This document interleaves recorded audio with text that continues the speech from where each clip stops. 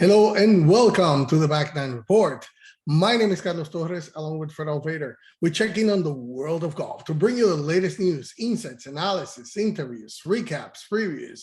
Hey, we cover anything and everything golf. In other words, if it happened in golf, we have it for you. And Fred, this week, we're going to have the Players' Championship preview. How are you today? Hey, I'm great, Carlos. We're down here in South Alabama enjoying some warmer weather, getting in a little golf. By golly, it's really nice down here. I always love coastal Alabama. But hey, the Players is this week, $20 million purse. But before we get to that, I want to just mention real quick that we got a new contest going on at Back Nine Media Group. And we're giving away a 2-night stay plus one round of golf on the North Course, the South Course, and the Fazio Course for a twosome at Firestone Country Club. So really nice giveaway there. So just go to Ohio Golf Journal, Michigan Golf Journal, or Indiana Golf Journal, click on the register button right on the website and get your name in for that. But Carlos, the Players is this week, and we've got some ideas who might be the favorites, right? I think we do. And, the PGA Tour is heading back to their home base of Ponte Vedra Beach this week for the Players' Championship. And this tournament is kicking off a 4-month stretch of marquee events on the PGA Tour. I mean, we're going to have like one every month. The event at TPC Sawgrass takes place a month before the Masters. And most of the top contenders here in Florida will be in the mix for the green jacket. Like I mentioned at the beginning, it's known by many to be the 5th major. This is certainly one of the biggest events with one of the deepest fields on the entire schedule. I mean, speaking of the field, there will be 144 golfers lined up to start the week, while the top 65 and ties will advance through the cut line after 36 holes. Justine Thomas comes into the Players as the reigning champion and the pre-tournament favorite. He headlines a field that includes Jon Rahm, Rory McIlroy, Colin Morikawa. Bryson DeChambeau is the main absence from the field as he has been dealing with an injury. But the top men's golf stars should be in the mix for victory. Some surprise contenders could emerge. I mean, if you don't believe it, try this. I mean, since the turn of the century, winners at TPC Sawgrass have been old and young, large and small, stars and journeymen, fiery and tranquil, you name it. They have been everything.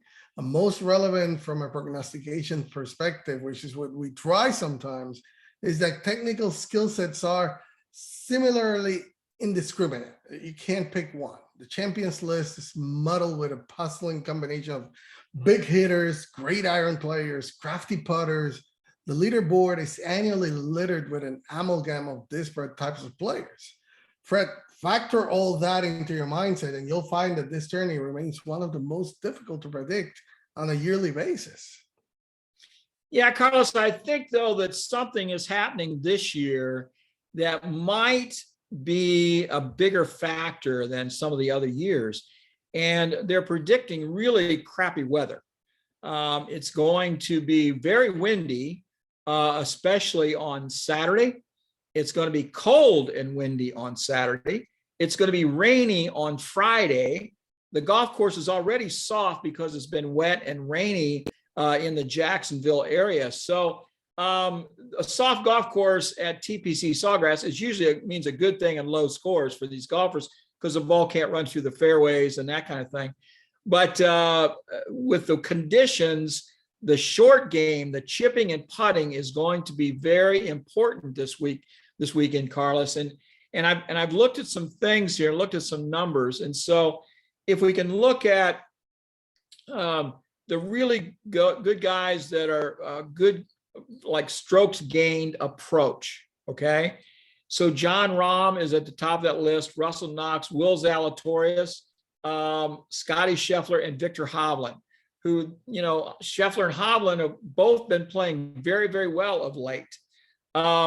But like I say, I really think the weather is going to be a big factor, especially on Saturday, because you're just not going to hit all the greens. Now, the good ball strikers, guess what? Once again, Jon Rahm, Will Zalatoris. And guess what? Victor Hovland is in the top 5 of this list again.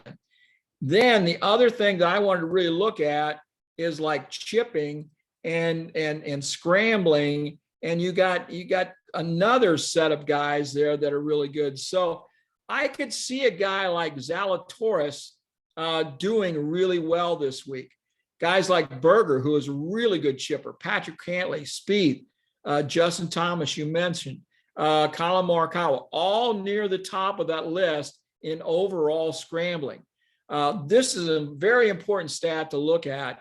There's going to be a ton of missed greens by everybody. It's going to be really important to get the ball up and down to save pars. And another name that keeps popping up when I look at all these short game stats, Harris English. Harris had a really good year last year, and he might be somebody that, this could be his time to win a really big event. So if you look at all these numbers and you combine them, right at the top of the list, Jon Rahm, then Scotty Scheffler, your guy Hideki, Daniel Berger, Justin Thomas, Hovland, Zalatoris, Russell Henley, Paul Casey, and Tom Oak. I've kind of discounted the last three. The favorites, I think, come in the top 7 there. So Scotty Scheffler's won twice in the last 2 months. He's leading the FedEx Cup. He's not my guy this week. Absent from these lists that we've just talked about is Colin Morikawa. He's always shows up in big events, and there's just very few tournaments that are larger than the Players. With all that said, Carlos, if you want, I'm ready to give you my best 5. We'll get to that pretty soon, but number one thing to keep in mind when choosing who to bet on this week has, like you mentioned, TPC Sawgrass has some of the best place hazards on the tour schedule. So driving accuracy is of the utmost importance to not only keep the ball out of those hazards, but to set golfers up for a favorable second shot where they can attack the pin. So if you look at that, and we've talked about this every time we cover the Players. So outside of driving accuracy, it can be a tough course to handicap us year after year. There's several different styles of golfer that has found success at this course. Looking at recent form and overall strokes gained statistic is what I would recommend the most of this week. So also, finally, maybe don't rely too much on the course history, because the Players Championship was historically played in May, but now it has been moved to March since 2019. So that 2-month difference may not seem like a lot. You might say, well, it's just March and May, but it means the world when it comes to how the grass performs on the golf course. So it's just making a new history right now. So I would say driving accuracy, birdie average, then the strokes gained, approach to green, because you have to have that second great shot around the green, how much you have, and you have to have your putter really on fire to make that. So let's hear it. Who you think is going to be your top 5 to win here? I really like the way Jon Rahm can control his ball. His ball flight will work well in less than perfect conditions. Especially in wind. He's got a little bit boring. It's a little bit lower boring flight, and I think that'll work well for him. Rory kind of faded on the weekend last week, but he's shown to be an excellent mutter on different occasions. So he has not shown particularly well in high winds. His loss last week may make him just a little bit hungrier this week at Sawgrass. I like Rory this week. We haven't talked about Brooks Koepka, and as you know, I usually don't pick him. But you know what? He's got something to prove. I think he's had a decent year, but very quietly. So I think this is a big event, and Brooks like to show up big in the big moments. Another guy I like right now, Victor Hovland. Since he missed the cut in Phoenix, he was T4 at the Genesis, tied for runner-up last week at Bay Hill. Although he's not been known for his short game prowess, which I talked about earlier, that it might be a short game guru this week, he's been playing very well, and this could be the week that he wins a big one. My final guy, and this might surprise you a little bit, I don't know, we haven't talked about this guy much lately either, Jordan Spieth. He is a world-class up and down scramble kind of guy. Missing the green is no big deal for him, and that could be the right mindset for this week at the Players. Plus, no one else is talking about him much, so he's kind of my dark horse guy, Carlos. Well, you and I have more or less the same. There's just two players there that I'm going to mention that you haven't mentioned. I'm with you on John Ram. I mean, he definitely TPC Sawgrass has been his best venue in Florida. Though he was a 54-hole leader here in the 2019, and was also T5 through 54 holes last year. If he's going to snag his top five, for his first top five in Florida, this looks like the place to do it. JT, well, he's the defending champion, and nobody has come back to back in the players. I know it's not going to be easy for him, but you have to pick up. I mean, he's won twice at Kapalua, twice at Nine Bridge, and twice at TPC Kuala Lumpur. So those are layouts just like this one. So we see a lot of success for him in here on that. I have to say also my guy, Mahideki Matsuyama.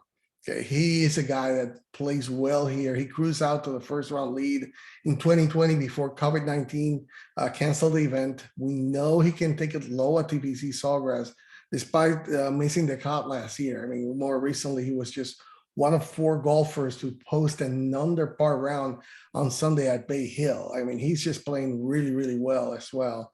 I'm going to give you a surprise here on this one, and it's Matt Fitzpatrick. The way that he's playing lately, I mean, with the kind of numbers he's been putting up, to me, it's not a matter of if he's going to win this year, it's a matter of when.